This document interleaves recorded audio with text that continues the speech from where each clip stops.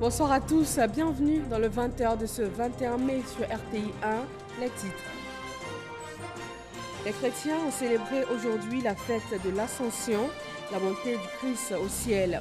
Ils ont été nombreux dans les paroisses et églises à se réjouir et à prier, avec un point d'honneur accordé au respect des mesures de sécurité.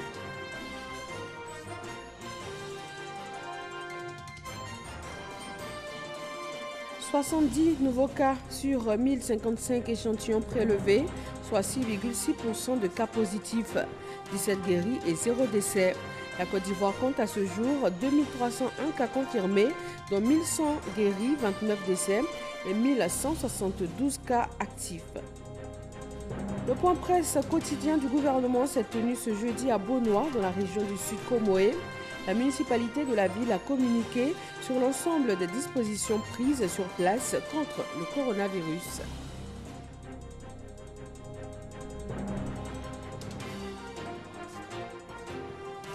Plan de riposte contre la Covid-19, les fonds créés pour appuyer financièrement les acteurs économiques entrent dans leur phase opérationnelle. Plus de 3 milliards de francs CFA ont été remis aux acteurs des secteurs formels et informels. Merci à tous de vous informer sur RTI 1. Nous sommes jeudi 21 mai et c'est la fête de l'Ascension qui commémore la montée du Christ au ciel. Les fidèles ont été nombreux dans les paroisses et églises à célébrer l'Ascension selon l'organisation qui a été mise en place par les cultes, avec notamment le port du cache-nez et le respect de la distanciation sociale. Salima Toudia. Ce jeudi 21 mai, à la paroisse Saint-Jean de Cocody, les fidèles sont venus célébrer à travers la messe l'Ascension, la montée du Christ au ciel. L'Ascension met en évidence l'entrée du corps humain dans les cieux. Cela nous donne de prendre conscience, nous humains, que notre corps humain a une valeur devant Dieu. Au lieu de 12 messes, le clergé est mis à contribution cette année pour 21 messes éclatées dans différentes salles en raison de la Covid-19, afin de faire respecter les mesures barrières, notamment la distanciation sociale. Nous avons mis en place ces différentes organisations-là pour permettre à ce que tous les chrétiens puissent vivre cet événement qui, ma foi, porte tous les chrétiens à savoir que le Christ les aime. C'est une crise sanitaire, on a forcément des craintes, mais en tant que chrétien, en tant que croyant, on pense qu'avec notre Seigneur Jésus-Christ, tout est possible, parce que c'est lui-même qui est le médecin par excellence. À l'église méthodiste unie, au plateau, on loue le Christ en chant et danse. C'est la célébration de l'Ascension dans la joie. L'Ascension nous donne l'onction de déborder de joie et d'être des sources de bénédiction, sans être une source de contamination, sans contaminer.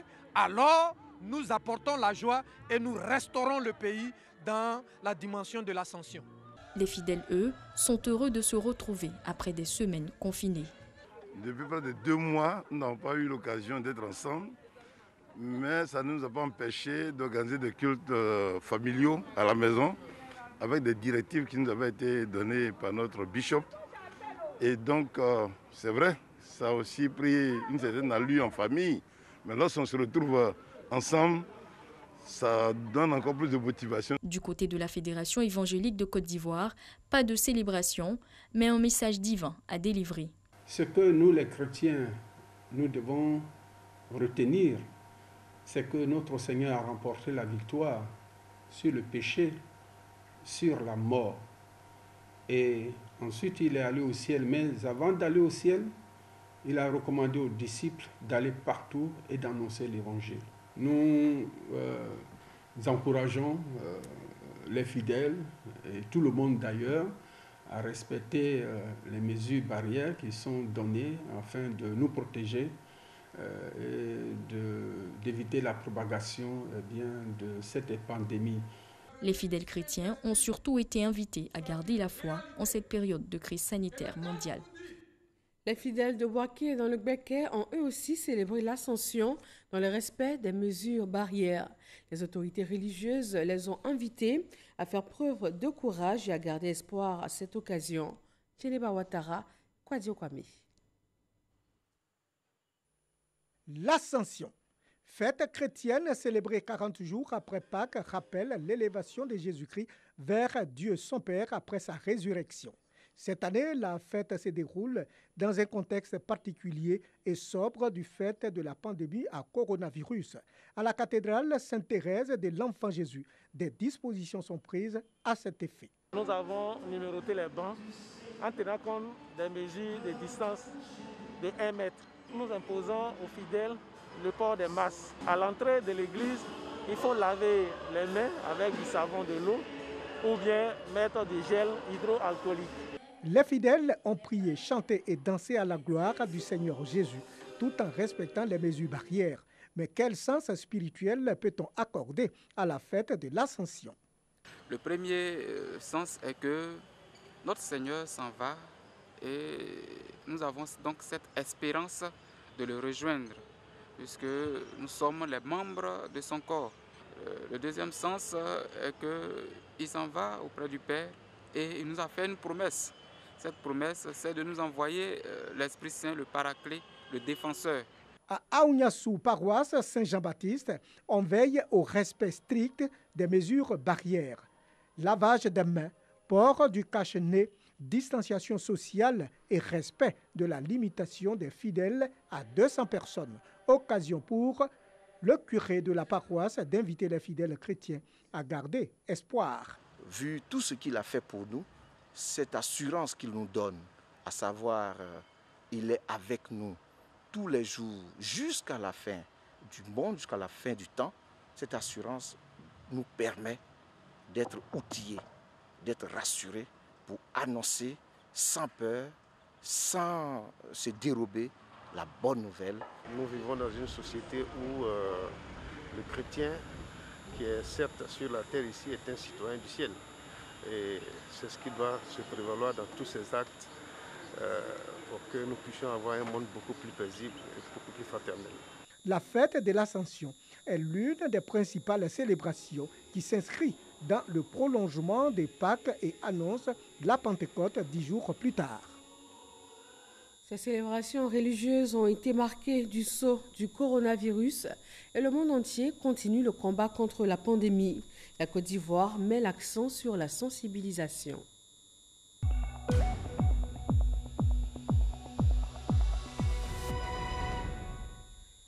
Le bilan chiffré en Côte d'Ivoire ce 21 mai fait état de 70 nouveaux cas sur 1055 échantillons prélevés, soit 6,6% de cas positifs, 17 guéris et 0 décès.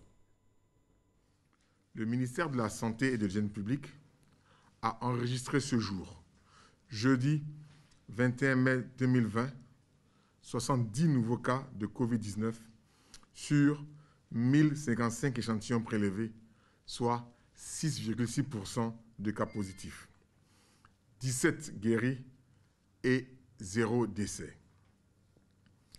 À la date du 21 mai, la Côte d'Ivoire compte donc 2301 cas confirmés, dont 1100 personnes guéries, 29 décès et 1172 cas actifs. Le nombre total d'échantillons est de 21 069. Le ministère de la Santé et de l'Hygiène publique tient à rappeler aux populations que le virus circule dans notre pays et que nous devons rester vigilants en adoptant les mesures barrières. Le ministre de la Santé et de l'Hygiène publique exhorte les populations de la Côte d'Ivoire à un strict respect de ces mesures barrières qui nous permettront de freiner la propagation du virus, de la maîtriser et de la contrôler sur notre sol. Si toutefois vous toussez, avez de la fièvre et des difficultés respiratoires, nous vous recommandons de vous rendre dans les centres d'accueil et de dépistage Covid-19 ou d'appeler les numéros gratuits suivants, le 101, le 119, le 125 et le 143. Le ministre de la Santé et de l'Hygiène publique remercie et félicite tous les acteurs de la santé pour leur engagement et leur dévouement dans la lutte contre la pandémie. Le Burkina Faso compte à ce jour 812 cas confirmés avec 52 décès. Le Ghana, 6269 cas confirmés, 31 décès. La Guinée, 2863 cas, 18 décès. Le Libéria, 240 cas confirmés, 23 décès. Et le Mali, 931 cas confirmés, 55 décès. Et dans le monde entier, on compte 5 47 377 cas confirmés, 329 816 décès. Le point presse quotidien du gouvernement s'est tenu ce jeudi à Bonois, dans la région du sud de Comoé. La municipalité de la ville a communiqué sur l'ensemble des dispositions prises sur place contre le coronavirus et le porte-parole des forces de défense et de sécurité a fait le point des actions sécuritaires. Herman Kivé. Située à 60 km d'Abidjan, la ville de Bonois, à l'instar des autres villes du pays, elle a également arrêté des mesures pour faire barrage au Covid-19, des dispositions sécuritaires. Dispositions révélées au grand jour par le premier responsable de la commune, le maire Jean-Paul Amétier, au cours du point de presse quotidien du gouvernement, tenu dans les locaux de la mairie. La promptitude dans la gestion de cette pandémie par le conseil municipal et moi a permis de mettre à la disposition de nos populations des cache-nez et d'installer dans les gares routières, les marchés, les lieux publics, des dispositifs de lavage de mains. Puis s'en est suivi la désinfection des marchés de Bonois, la vérification du fonctionnement du dispositif de lavage de mains, l'interdiction des marchés forains, la distribution des dons de l'Union européenne, de la Fondation Didier Drogba et de la Fondation Magic System. La création de 2 marchés de proximité provisoires au quartier Beignerie et résidentiel pour désengorger le marché principal. Avec le sous-préfet, avec les forces de l'ordre et de sécurité, nous patrouillons régulièrement, nous continuons de donner les cache-nez et nous continuons la sensibilisation s'il le faut, la répression également. Et globalement, nous sommes satisfaits. Au 59e jour de la mise en œuvre de l'état d'urgence ainsi que les mesures qui y sont relatives, sur le plan sécuritaire, l'on note un certain satisfecit. Satisfaction de voir qu'en partie, dans le transport, les lieux de culte, les administrations publiques ou privées, les surfaces commerciales, les boulangeries, naguère tensées pour leur inobservation des mesures élémentaires sanitaires et sécuritaires en vigueur s'y mettent à une cadence appréciable. Si le rappel à l'ordre de certains acteurs économiques quant au comportement enregistré dans l'exercice de leur fonction s'impose, vu les circonstances du moment, le commissaire Bleu Charlemagne n'a également pas manqué de faire quelques précisions importantes à l'intention des passionnés de sport de groupe qui, semble-t-il, ne respectent pas les mesures barrières. L'arrêté 201 du 14 mai 2020 de M. le ministre en charge des sports nous interdit l'ouverture des salles de sport sur l'étendue du territoire national. Il nous interdit également la pratique des sports collectifs, le maracana, le football, le basket, bref, tous les sports collectifs. Et même la marche en groupe est interdite. Ce qui est recommandé, c'est les sports individuels. Sur le plan sanitaire, une question essentielle a été énoncée, comprendre le processus de guérison. Le temps moyen de guérison est de 2 semaines, voire plus quand le tableau il est plus sévère ou compliqué. Donc quand quelqu'un occupe un lit à l'hôpital, c'est au minimum, je veux dire en moyenne, 14 jours. Et quand on voit un peu l'évolution ou bien les données à ce jour, nous pensons que dans les 1119, s'il n'y a pas de personnes qui ont des pathologies compliquées, je pense qu'au moins 98% devaient être guéris, à la condition que ce soit dépisté tôt, prise en charge tôt.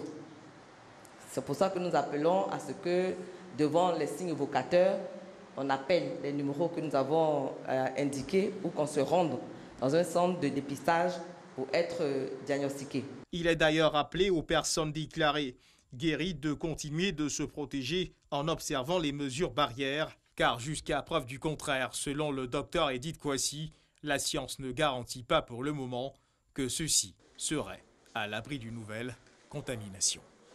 Sur le plan économique, l'État de Côte d'Ivoire a bien pris en compte les secteurs sinistrés dans son plan de riposte contre la Covid-19. Les fonds créés pour appuyer financièrement les acteurs économiques entrent dans leur phase opérationnelle. Plus de 3 milliards de francs CFA ont été remis aux acteurs des secteurs formels et informels. Noël Niagno. Kassi, épouse Baya et Désiré Banu, deux agrotransformateurs. Voici les impacts subis par ces opérateurs économiques du fait de la survenue du Covid-19. Au début de la crise sanitaire, nous avons eu d'énormes difficultés. L'approvisionnement de la matière première était difficile et ça a joué sur nos chiffres. Et vu la crise, les matières premières ont eu un coût assez élevé, ce qui a beaucoup impacté notre entreprise et surtout au niveau des éléments de production. On a eu beaucoup de problèmes car les prix ont flambé. Le lancement le 14 mai des 4 fonds créés pour apporter un appui financier aux acteurs économiques, formels et informels du secteur privé, impactés par la pandémie, a sonné comme le début de l'espoir. Seulement voilà, dans ce milieu, il faut voir pour croire. Au secteur privé, nous sommes des Saint Thomas. Nous avons besoin de voir pour croire. Désiré Banu et Kassi Baya, comme bon nombre d'opérateurs économiques de la Côte d'Ivoire, ont poussé un ouf de soulagement. Depuis ce mardi 19 mai, soit 5 jours après, la réalité est là. Ils vont bénéficier d'un apport de 3 milliards 382 millions de francs CFA. Au titre du Fonds de solidarité, 2,250 milliards de francs CFA pour 45 000 bénéficiaires. Au titre du Fonds d'appui aux acteurs du secteur informel, ce sont 1250 acteurs qui sont concernés pour un montant de subvention avoisinant 300 millions de francs CFA. Les femmes représentent 58% de l'effectif et plus de la moitié des bénéficiaires provient de l'intérieur du pays. Au titre du Fonds de soutien aux petites et moyennes entreprises, 48 millions de francs CFA pour 5 entreprises. Au titre du Fonds de soutien aux grandes entreprises, 1 milliard 132 millions pour 3 entreprises. La première cérémonie de remise de chèques a mobilisé du beau monde, expression de l'engagement du gouvernement à tenir parole. D'où les clarifications sur les démarches à entreprendre pour bénéficier des fonds destinés aux PME. Il s'agit d'être donc une entreprise implantée sur le territoire national ayant enregistré un chiffre d'affaires annuel maximum d'1 milliard de francs CFA. Être une entreprise en activité effective et continue sur les 2 années fiscales 2018 et 2019 au moins. Être à jour de ses déclarations fiscales et sociales au 31 décembre 2019. Être une entreprise dont les activités ont été impactées négativement par la pandémie du Covid-19 avec une baisse réelle du chiffre d'affaires d'au moins 30%. Fournir une note sur le plan de continuité des activités en ce qui concerne les prêts. Mais attention, pour ce processus, aucune contrepartie n'est exigée des postulants. Ce processus est totalement transparent et je vous invite à dénoncer auprès de tous les ministères sectoriels tous ceux qui, sur le terrain, vont essayer de vous extorquer donc des ressources pour que vous puissiez donc bénéficier. L'égalité de chance doit être une réalité dans notre pays. Autre précision, la nature des entreprises concernées en prime. Les entreprises qui sont les plus concernées dans un premier temps, c'est les entreprises qui ont été fortement frappées par les mesures au niveau de l'état d'urgence. Donc bien sûr, ça concerne des secteurs tels que le secteur du tourisme ou de la restauration.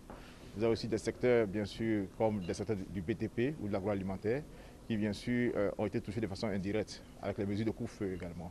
Les équivoques levés et les précisions faites, Adama Coulibaly met en mission les Saint Thomas. Vous êtes venus, vous avez vu, vous serez donc les relais auprès donc des autres opérateurs du secteur privé de sorte qu'ils puissent introduire les requêtes nécessaires pour être servis au même titre que les autres. Rappelons que c'est le 31 mars dernier que le Premier ministre Amadou Gon Coulibaly a décliné le plan de soutien économique, social et humanitaire. Il est évalué à 1700 milliards de francs CFA, soit 5% du produit intérieur brut, PIB. Comment vivent aujourd'hui ces PME en période particulière? Comment arrivent-elles à s'adapter avec la crise sanitaire qui les touche de plein fouet? Le ministre de la Promotion des PME a initié depuis quelques jours une série de rencontres avec les promoteurs de PME afin d'échanger avec eux sur ces questions cruciales. Le reportage est signé Cheikh Koné. Venir sur le terrain pour toucher de près les problèmes vécus par les PME et apporter la compassion et le soutien du gouvernement à ces entreprises en difficulté du fait de la Covid-19. C'est tout le sens de cette tournée de Félix Anoblé. Une tournée débutée sur les premières victimes de la pandémie, les restaurateurs. À Cocody, le ministre de la Promotion des PME visite le restaurant Maquis Duval et se rend ensuite à Côte d'Ivoire Escargot, situé à Azaguié, une PME spécialisée dans la transformation et l'exportation de l'escargot de Côte d'Ivoire. Cette entreprise, avant la survenue de la pandémie, travaillait avec 1000 escargotières, soit 1500 emplois générés. Aujourd'hui, l'entreprise dit avoir un besoin urgent de 5 millions de francs CFA pour faire face à ses charges mensuelles. Après Azaguié, le ministre visite un centre d'affaires hébergeant une centaine d'entreprises, mais le hic ici, ce centre connaît lui-même des difficultés de fonctionnement. La proportion, c'est au moins 50% de baisse d'activité sur le centre d'affaires, c'est-à-dire la partie location à la disposition des jeunes entrepreneurs. Parce que c'est un centre d'affaires, s'il n'est pas fréquenté, naturellement, il n'y a pas de chiffre d'affaires. Le plus difficile reste à venir. En fait, la crise, les effets vont se faire sentir entre fin juin et mi-juillet. Parce que c'est là que toutes les entreprises qui ont vécu sur leurs économies vont se rendre compte de la réalité, de la difficulté en réalité de faire face à leurs charges. Dans l'ensemble, Félix Anoblé a encouragé les gestionnaires de ces entreprises en les invitant à s'inscrire sur le site de l'agence Côte d'Ivoire PME. Le fonds de soutien aux PME, doté donc de 150 milliards de francs CFA, est là. D'ailleurs, nous allons procéder donc à la remise des premiers chèques aux PME qui ont soumissionné. Les critères, d'abord, il faut démontrer qu'on est en difficulté à cause du Covid-19, en voyant les différents bilans des entreprises qui permettent donc de faire une comparaison de ce que vous étiez en 2019. Ce fonds de soutien permettra de faire des prêts aux entreprises de 5 à 10 millions de francs CFA afin de leur permettre de relancer leur activité. 20 000 PME sont déjà inscrites. Ils sont eux aussi fragilisés par cette crise mondiale. Les artisans de Côte d'Ivoire ont toutefois décidé d'apporter leur touche à la lutte contre la maladie. Ils sont volontaires pour confectionner plus de 3 millions de masques barrières. La convention a été signée entre la Chambre nationale de métiers de Côte d'Ivoire et l'entreprise Utexi. Amadou Ouattara. La présente signature de convention entre l'Utexi et la Chambre nationale de métiers de Côte d'Ivoire est une réelle opportunité pour les artisans. Elle leur permettra d'avoir des revenus en cette période de crise sanitaire qui impacte les activités économiques. Mieux, leur secteur d'activité est mis à contribution dans la lutte contre la Covid-19. 3 millions de masques pour pouvoir aider un tant soit peu nos artisans à souffler un peu financièrement et aussi de faire protéger les populations ivoiriennes. Mettre au moins 1000 personnes au travail dans une telle période, il faut remercier cette entreprise. Pour l'entreprise signataire, la lutte contre l'actuelle pandémie est un défi national qui a besoin du soutien de tous pour être relevé. Mais chacun doit jouer sa part. Il faut qu'au plan local, on trouve les solutions à nos problèmes. Ils ont la capacité, ils ont la volonté. Ils sont bien structurés, bien organisés sur l'ensemble du territoire. Donc je ne doute pas un seul instant qu'ils puissent apporter une réponse significative et concrète dans les meilleurs délais. Le ministre de l'Artisanat accorde un intérêt particulier à ce dossier. C'est une grande preuve donc de collaboration entre l'industrie locale et l'artisanat local pour pouvoir faire face à un problème donc national.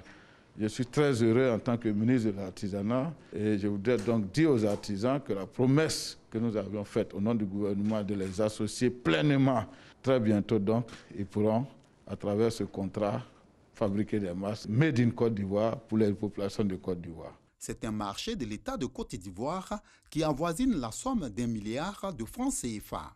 Cette convention va permettre à plus de 10 000 artisans sur l'ensemble du territoire de démontrer le savoir-faire local.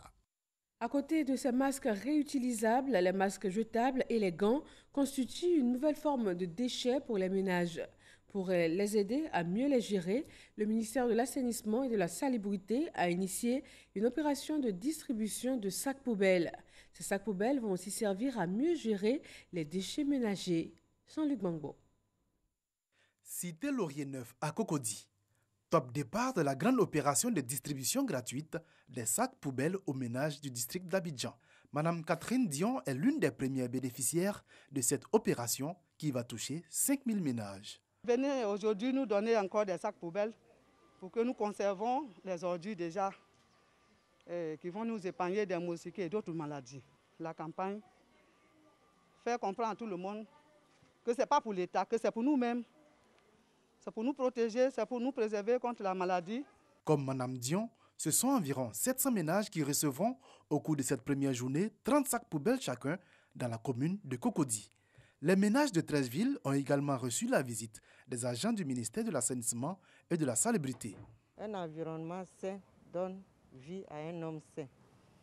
Si autour de toi est sale, tu te pollues toi-même. Voilà pourquoi les sachets-là sont bienvenus pour chaque ménage.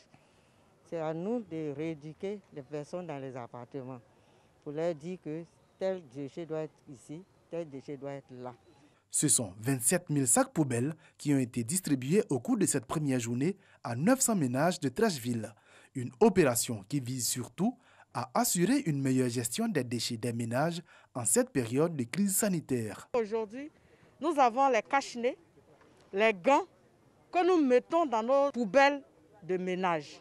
Donc c'est tout à fait normal de bien les conditionner pour ne pas manipuler les ordures, les déchets et contaminer nos personnels de maison et tous les collecteurs de déchets. L'opération de distribution gratuite des sacs poubelles va se tenir sur 2 mois, au terme desquels quelques 8 millions de sacs poubelles seront distribués aux ménages de 13 communes du district d'Abidjan. Le Premier ministre Amadou Gon Coulibaly se tient aux côtés des populations de la région de Lifou. Il leur a fait un important don de vivres et de non-vivres. Des dons remis aux bénéficiaires par une forte délégation ministérielle et une occasion d'informer et de sensibiliser les populations sur la menace que représente le coronavirus. Information et sensibilisation également dans la commune de Koumassi qui a vu une opération menée par le ministre Dao Claude Paulin, Lanciné Bakayoko. Ces denrées alimentaires et autres matériels de prévention à l'hôpital, au conseil municipal, ainsi qu'aux disciplines sportives de la commune de Koumassi viennent en appui aux initiatives nationales visant à protéger les populations contre la maladie à coronavirus. Mais l'objectif n'est pas un aspect purement lucratif, mais c'est purement social. Mettre du social autour du sport. Donc nous avons décidé d'accompagner la jeunesse sportive de Koumassi, l'hôpital général de Koumassi et la mairie de Koumassi pour aider le magistrat de la commune de Koumassi dans son élan de solidarité. En ce moment où nous avons besoin de renforcer nos solidarités, parce que nous ne savons pas encore à quand la fin de cette pandémie qui malheureusement brise nos repères, brise nos certitudes. Cette action de générosité, occasion pour le ministre des Sports et Loisirs de sensibiliser les populations sur le respect scrupuleux des mesures barrières, malgré la quasi-normalisation de la vie socio-économique. Le virus circule. Il nous faut donc redoubler de vigilance. Il nous faut redoubler de vigilance parce que le temps n'est plus aux incrédulités. Le temps n'est plus aux insouciances. Il est plus que jamais nécessaire d'être vigilant et prudent. C'est pourquoi le port du masque a été rendu obligatoire. En effet, selon le ministre Paulin Claude Dao, la santé de tous dépend de la responsabilité de chacun. À Tanda et à Sandégué, le ministre de l'Agriculture et du Développement rural fait lui aussi de la sensibilisation de proximité. Il a invité les populations à respecter les mesures barrières édictées par le gouvernement afin d'éviter la Covid-19 et aussi à se faire établir leur carte nationale d'identité. Herman Niamia. Le ministre de l'Agriculture et du Développement rural en première ligne sur le front de la lutte contre le coronavirus de la région du Gontougou. Arrivés les bras chargés de vivres et de non-vivres à Tanda et à Sandégué, Kobina Kwasi Adjoumani est venu sensibiliser ses parents sur l'intérêt pour eux de respecter les mesures barrières dictées par le gouvernement pour éviter la maladie à coronavirus. Le président de la République a donné des consignes, des directives le Premier ministre également. Et aujourd'hui, on fait partie des meilleurs élèves dans le cadre de la gestion de cette crise. Ça veut dire qu'il y a des efforts qui sont faits. Heureuse de recevoir leur fils après près de 3 mois d'absence dans la région à cause de cette pandémie, les populations ont exprimé leur gratitude au ministre Kobina Kwasi Adjumani pour son soutien incommensurable. Elles ont aussi traduit leur reconnaissance à tout le gouvernement pour ses actions entreprises pour juguler cette crise sanitaire avant d'adresser des prières à Dieu pour le président de la République Alassane Ouattara et son premier ministre Amadou Gon Coulibaly. Nos chefs traditionnels nous ont rassurés que leurs prières accompagnent tous les cadres de la région du Contogo. Leurs prières accompagnent son Excellence Monsieur le Président Alassane Ouattara. Leurs prières accompagnent le Premier ministre Amadou Gon Coulibaly. Ils savent que le Premier ministre Amadou Gon Coulibaly a beaucoup de projets pour le département de Tanda. Kobina Kwasi Adjumani a profité de cette tribune pour inviter les populations à se faire établir leur carte nationale d'identité et surtout à tourner le dos aux rumeurs. Avant, pour faire une carte d'identité, il faut aller d'abord faire son certificat de nationalité, payer le transport. Mais bien avant ça, il faut faire son jugement supplétif. Aujourd'hui, faire le jugement supplétif, c'est gratuit. Le certificat de nationalité est gratuit. Les cartes nationales d'identité, on les a toujours payées. Le timbre à 5 000 francs. Et on vient vous pousser pour dire non, il ne faut pas faire de carte d'identité. À Sandégué, après les échanges, le ministre Kobina Kwasi Adjumani a remis une ambulance aux populations au nom du Premier ministre Amadou Gon Coulibaly. Sur le chemin de son périple, le ministre de l'Agriculture et du Développement rural a marqué un arrêt dans le village de Gondia, dans la sous-préfecture de Tiédio, un village hautement spirituel qui prie sans cesse pour la stabilité et la paix en Côte d'Ivoire. Dans la région d'Unzi, le président du conseil régional a remis des vivres et non-vivres aux populations. Ces dons, estimés à plus de 45 millions de francs CFA, ont été redistribués aux populations des localités de Dimbokro, Kwasi-Kwasikro et Bokanda. Kolo Koulibaly. 30 tonnes de riz, 1200 boîtes de tomates, 1200 cartons de bouteilles d'huile, 2500 cache-nez et 2000 savons liquides et gel hydroalcoolique, le tout d'une valeur de 45 millions de francs CFA. Un geste du président du conseil régional du Unzi, par ailleurs secrétaire d'État en charge du logement social, aux populations issues de toutes les couches sociales des 3 départements de la région du Unzi. Le corona, avec tous ces problèmes, rend la vie des citoyens difficile. À telle enseigne que si nos enfants ne nous viennent pas en aide, ce n'est plus le Covid-19 qui va nous tuer, mais c'est la faim. Aujourd'hui, cette maladie a vraiment frappé le monde. Dimbokro en fait partie. Le ministre, ce n'est pas la première fois, apporte toujours un soutien aux populations. Le président Nguessan Kofi Lataye entend par ce don créer une chaîne de solidarité au profit des populations rendues vulnérables et démunies. Je suis venu m'acquitter de ce devoir de solidarité en remettant à monsieur le préfet de région ces quelques vivres et non-vivres afin de permettre à nos parents de toujours tenir afin que nous traversions ensemble debout cette pandémie. Le secrétaire d'État en charge du logement social a ouvert officiellement le poste avancé de la gendarmerie nationale de Kwasi-Kwasikro. Nguessan Kofi Lataye a aussi fait don d'une dotation en carburant aux forces de défense et de sécurité des 3 départements de la région du Unzi, un appui dans la lutte contre la Covid-19. Les élans de solidarité ne faiblissent pas. La ministre de la Solidarité, de la Cohésion sociale et de la lutte contre la pauvreté, Mariatou Kone, a procédé à la redistribution de vivres et de non-vivres dans la région du Tchologo. Astou Touré.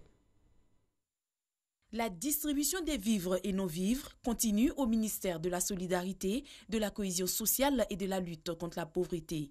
Après le Folon et la Nawa, c'est au tour du Tchologo et ses mairies d'en bénéficier. Il s'agit des départements de Fekese-Dougou, Kong, Kumbala, Diawala et Niélé, Wangolo-Dougou ayant déjà reçu. Pour adresser nos sincères remerciements à Madame la ministre, Mariatou Kone, qui a bien voulu rendre éligibles nos collectivités décentralisées. Ces dons seront donc rétrocédés aux populations dans le cadre donc de la lutte contre le Covid-19 et aussi pour les soulager au plan social. Avant cette distribution, Mariatou Kone a reçu des donateurs libanais venus apporter leur solidarité avec des dons composés entre autres de 500 kits alimentaires, 400 pompes de stérilisation et 20 lits médicaux. C'est vrai qu'on était tous en confinement. La religion nous pousse à ne pas être vraiment quelqu'un qui ne pense qu'à soi-même, qui pense aux autres aussi. Ce don de l'association Al-Gadir a une valeur de 12 millions de francs CFA. Occasion pour la ministre de la Solidarité, de la Cohésion sociale et de la lutte contre la pauvreté de marquer la gratitude du gouvernement à tous ces généreux donateurs qui ne cessent d'étendre la toile de la solidarité. Ces dons qui sont faits traduisent la fraternité, comme ils disent eux-mêmes, la fraternité qui existe entre la Côte d'Ivoire et la communauté libanaise. Et je voudrais que vous traduisiez à tous les membres de l'association la reconnaissance du président de la République, la reconnaissance du Premier ministre, la reconnaissance de tout le gouvernement de Côte d'Ivoire. C'est également le lieu pour elle de rappeler que l'ennemi commun n'est toujours pas vaincu. Il faut continuer à respecter les mesures barrières jusqu'à ce qu'on entende que la maladie à coronavirus a disparu de la Côte d'Ivoire. Parce que c'est en appliquant ces mesures barrières que la maladie s'en ira le plus tôt possible et que la vie normale va reprendre. Au jour du 19 mai 2020, ce sont au total 25 régions sur 31 et 160 communes sur 201 qui ont reçu ces dons. Et chacun y va selon ses moyens. L'Église universelle du Royaume de Dieu a fait un don de produits sanitaires au ministère de la Santé et de l'Hygiène publique. Cette Église entend surtout multiplier les prières afin de bouter la Covid-19 hors de la Côte d'Ivoire et du monde. À Boussanogo. C'est un geste de l'Église universelle du Royaume de Dieu pour accompagner les efforts du gouvernement de maintenir la population à l'abri de la contamination de la maladie à coronavirus. Ce don composé de 6 000 gels hydroalcooliques et 360 bouteilles de savon liquide a été réceptionné par le directeur de cabinet du ministre de la Santé et de l'Hygiène publique. Nous sommes venus vers vous pour vous accompagner dans la lutte que le gouvernement mène dans l'éradication de Covid-19. Nous venons vous apporter notre soutien à travers quelques présents. La lutte ne peut être dans un sens. Il y a le côté physique, c'est celui que vous menez. Et en plus, nous savons aussi qu'il y a le côté spirituel. Dans ce sens, nous menons notre lutte également à travers les différentes prières que nous faisons, tout en sachant que Dieu aura son regard sur notre pays. Nous sommes heureux donc, de recevoir ces dons qui, rassurez-vous, va servir au bon endroit. Nous allons utiliser à bon escient ces dons que vous venez de faire au ministère de la Santé, qui est le premier ministère en ligne de mire dans cette lutte contre cette pandémie à coronavirus. L'Église universelle du Royaume de Dieu entend poursuivre son action en faveur des populations afin de faire reculer le Covid-19. Et pour le faire reculer, le respect des mesures sécuritaires est plus que jamais d'actualité. Pour la reprise des classes, enseignants et élèves retrouvent leurs différentes villes. Ce sont au moins 171 élèves et enseignants qui ont regagné San Pedro mercredi dans un convoi organisé par le ministère de l'Éducation nationale. En provenance d'Abidjan, ils ont tous été soumis aux différents tests avant d'entrer dans la ville. Sam Conan. C'est à 18h50 que le 4e car transportant les élèves et enseignants en provenance d'Abidjan est arrivé ce mercredi au Rotary Club de San Pedro, lieu réservé pour l'accueil. Une fois descendus du car, les voyageurs sont soumis au lavage des mains et conduits dans la grande salle pour un entretien. Ensuite, ils sont invités à remplir des formalités d'usage. Les équipes vont prendre leur température, faire un interrogatoire à la recherche des signes qui pourraient nous faire penser à un quelconque cas de Covid et les suivre pendant 14 jours dans leurs différentes localités. Les formalités terminées, les élèves et enseignants revenus d'Abidjan peuvent regagner leur domicile, heureux d'être à San Pedro. Il faut dire que ce que le gouvernement a mis en place a été un succès par rapport à ce que nous avons réalisé comme constat. Voilà. Il faut dire qu'on a été testé depuis Abidjan avant d'arriver ici. Et ici encore, à notre arrivée, nous avons été testés. Et tout à l'heure, je viens d'avoir la permission de pouvoir rentrer à la maison. C'est pas parce que je viens d'Abidjan que cela veut dire que j'ai la maladie, que je fais la maladie. Que Dieu merci aussi, arrivé ici, nous n'avons pas été livrés à nous-mêmes. On nous a pris encore une fois de plus en charge en nous demandant toujours de respecter les mesures barrières. Je vais suivre les mesures que l'État a données pour que mes amis ne me rejettent pas. Oui, justement, nous veillons à ce qu'ils ne soient pas stigmatisés. Et donc, c'est pourquoi nous n'allons pas organiser officiellement leur arrivée dans les établissements. Parmi les 171 personnes arrivées d'Abidjan, on signale un cas positif à la Covid-19. Malheureusement, Abidjan vient de nous appeler pour nous donner un résultat positif. J'ai instruit le directeur départemental de la zone afin que lui puisse prendre les dispositions pour rechercher la personne puisque nous avons son contact. Nous l'appelons et nous avons son village. Et donc avec tous ces éléments-là, on pourra retrouver cette personne très rapidement. Cette personne sera transférée au Vitiba Grand Bassam pour sa prise en charge. Et les populations de San Pedro sont invitées au respect des mesures barrières. Et selon le directeur régional de la santé, le seul cas dépisté positif a été retrouvé et ramené sur Abidjan ce jeudi pour des soins appropriés. Et c'est tout pour ce 20h. Merci de toujours vous informer sur RTI 1. Bonsoir.